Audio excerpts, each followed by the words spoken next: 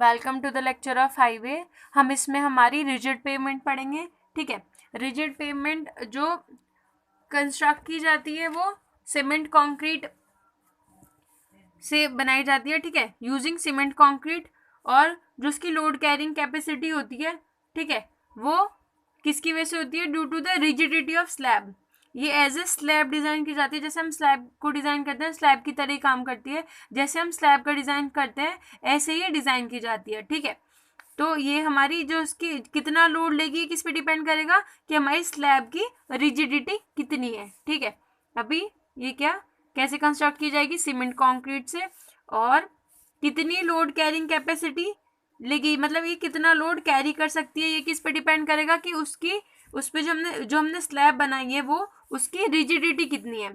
ठीक है, अभी रिजिडिटी क्या होती है?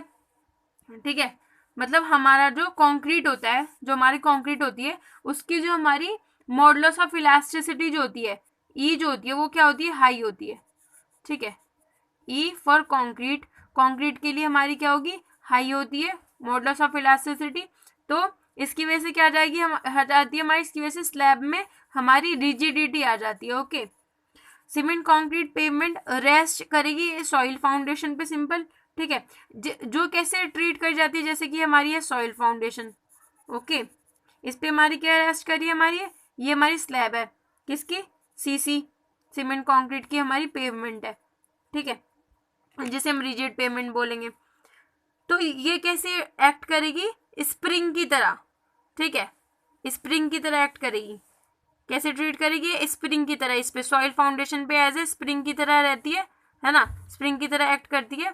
तो इसका क्या होता है? जैसे हमारा स्प्रिंग का एक स्प्रिंग कांस्टेंट होता है, ठीक है, तो इसमें भी एक हमारा एक कांस्टेंट होता है, इसको हम के बोलते हैं। ठीक है, और इस के एक के कांस्टेंट होता है जिसको क्या बोलते हैं? Modulus of subgrade reaction. ये क्या होगा? नीचे यहाँ पे होता है सबग्रेड, तो इसका मॉडुलस ऑफ सबग्रेड रिएक्शन, इसका रिएक्शन। ओके, जैसे स्प्रिंग कांस्टेंट होता है ऐसे ही हमारा क्या होता है? Modulus of subgrade reaction.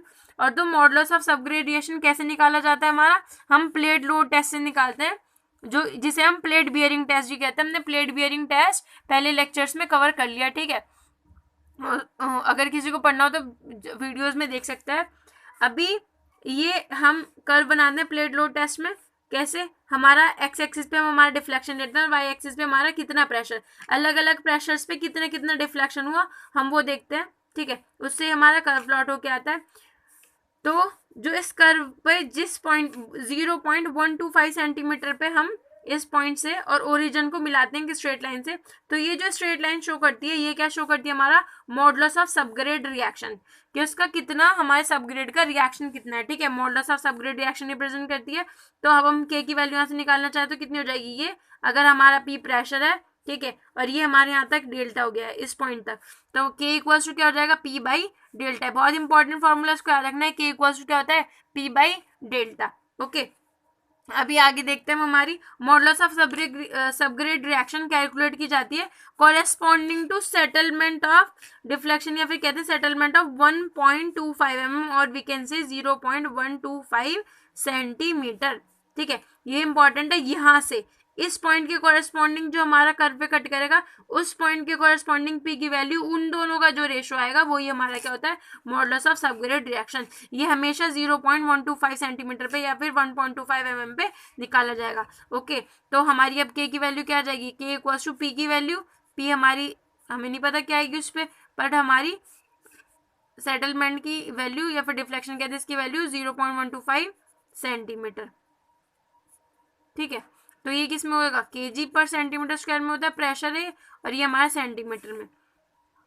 Okay, तो ये आ जाएगा हमारा के equals to P upon 0.125 cube आ जाएगी यहाँ पे, सेंटीमीटर पर सेंटीमीटर स्क्वायर पर सेंटीमीटर। ठीक है, अभी हम जानते हैं कि हमारा के ए किसके क्या, के इंटू ए क्या होता है? हमारा कांस्टेंट होता है। जब हमने प्लेट लोड टेस्ट पढ़ा था या प्लेट बियरिंग टेस्ट पढ़ा था कहते, तो उसमें हमें पढ़ा था, तो ए हमारा क्या होता है? d/2 होता है। जहाँ पे 2 तो कांस्टेंट है तो हम ए को डी भी रख सकते हैं, यहाँ पे तो कांस्टेंट इज इक्वल टू उधर पहुंच के कांस्टेंट ही हो जाएगा। तो के 75 डाई की प्लेट की बात करें, 75 सेंटीमीटर डाई की प्लेट की बात करें, इंटू 75 इज इक्वल टू के 30, मतलब modulus of subgrade reaction for 30 into 30।